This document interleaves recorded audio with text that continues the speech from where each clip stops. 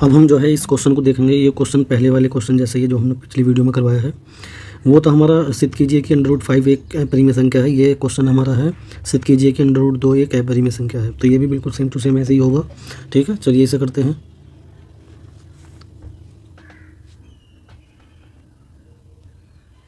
तो सबसे पहले हम इसे मानेंगे कि यह एक परिमेय संख्या है। माना √2 एक परिमेय संख्या है, परिमेय संख्या है। अब हमने इसे मान लिया है, तब हम लिख सकते हैं, तब √2 को हम p/q के रूप में लिख सकते हैं। ठीक है, समीकरण नंबर 1 हो जाएगी।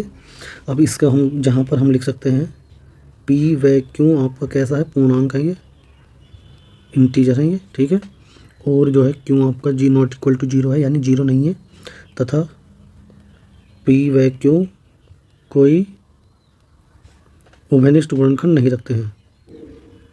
उभयनिष्ठ गुणनखंड नहीं रखते हैं। ठीक है, इनमें कोई कॉमन फैक्टर नहीं होता है। तो अब हम क्या करेंगे, जो समीकरण नंबर 1 है इसको लिख कर इसका स्क्वायर करेंगे, लिखेंगे वर्ग करने पर, वर्ग करेंगे तो √2 का स्क्वायर p/q का स्क्वायर, √2 का स्क्वायर 2 आ जाएगा। ठीक है, जो अंदर लिख के भी संख्या होती है वो आ जाती है। इधर p का वर्ग आ जाएगा बटे में q का वर्ग। तो इसे हम पलट के लिख देंगे, यानी कि पहले इसे राइट वाले को लिख देंगे और इसे इधर। फिर इसके बाद हम क्रॉस मल्टीप्लाई करेंगे, तो p² क्रॉस मल्टीप्लाई का मतलब है ये एक दूसरे से एक्सचेंज हो जाएंगे। ये इसकी जगह आ जाएगा और वो इसकी जगह। ठीक है, यहाँ 2 आ जाएगा और यहाँ q² चला जाएगा। ये समीकरण नंबर हमारी 2 हो जाएगी। इस समीकरण नंबर 2 से हम क्या क्या कह सकते हैं वो हम लिखते हैं। तो समीकरण नंबर 2 से हम कह सकते हैं, क्योंकि p² 2 से विभाज्य है, क्योंकि p² 2 से विभाज्य है, तब आपका जो है p भी 2 से विभाज्य होगा।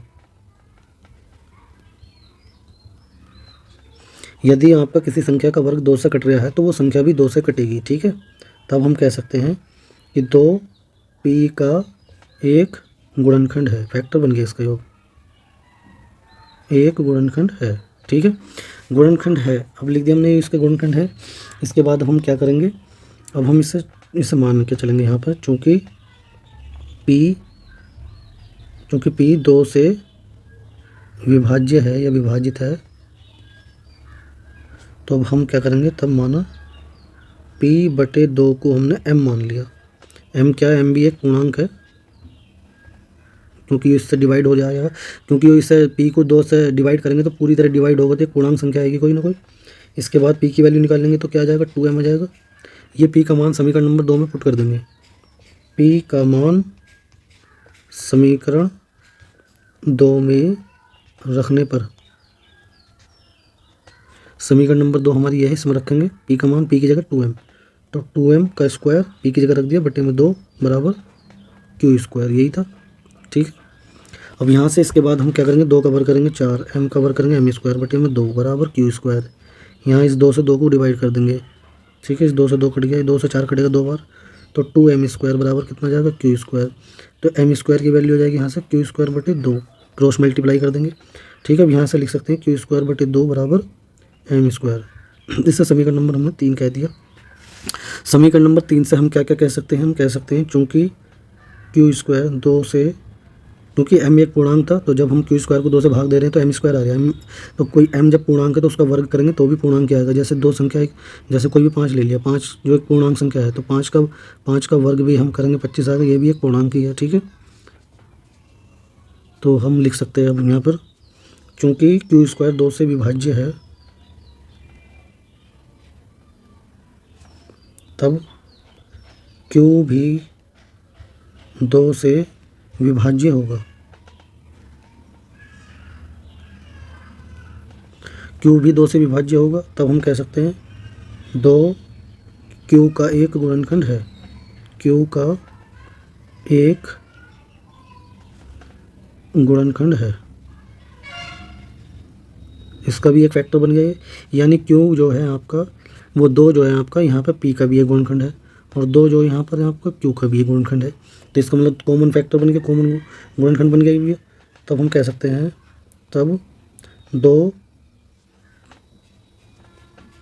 पी व क्यू का उभयनिष्ठ गुणनखंड है, उभयनिष्ठ गुणनखंड है, कॉमन फैक्टर है। परंतु हम जानते हैं क्या, परंतु परिमेय संख्याओं की परिभाषा से, परिमेय संख्याओं की परिभाषा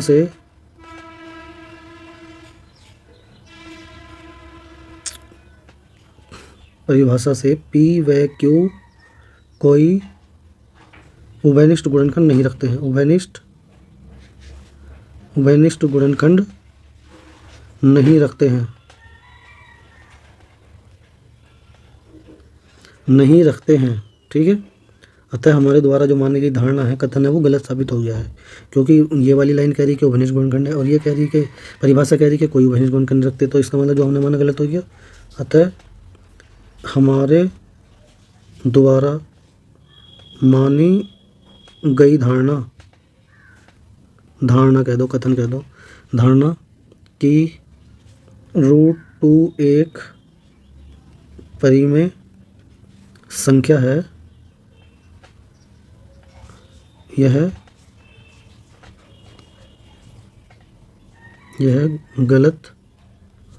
गलत साबित हुआ या सिद्ध हुआ। अतः √2 एक अपरिमेय संख्या है, अपरिमेय संख्या है। ठीक है, ये क्वेश्चन भी यहाँ पर कंप्लीट हो गया है दोस्तों।